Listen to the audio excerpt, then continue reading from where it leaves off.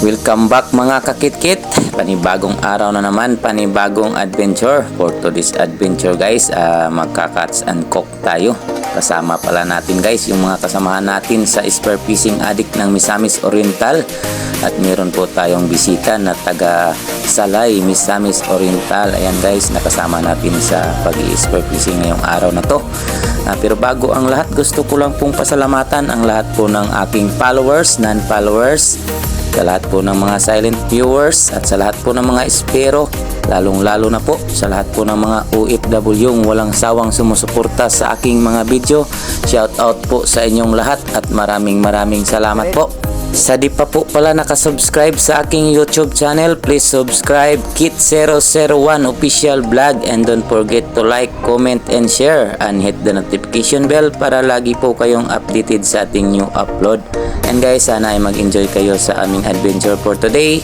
Enjoy watching. God bless us all always. And guys, sa pagkakataong ito ay naluto na yung ating ulam.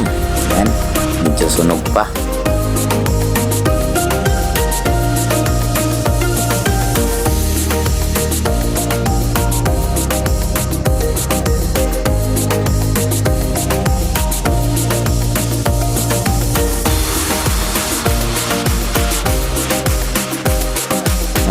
Maraming salamat po pala sa inyong walang sawang suporta at walang sawang panonood. Thank you for spending your valuable time, love, and support. Ito po pala si Kit001 Official Vlog na laging nagsasabing, never stop being a good person no matter how bad someone else treat you. Their words and their actions reflect who they are. You can sleep with peace of mind knowing that you never hurt anyone. Hanggang sa muli po, stay humble. Bye-bye.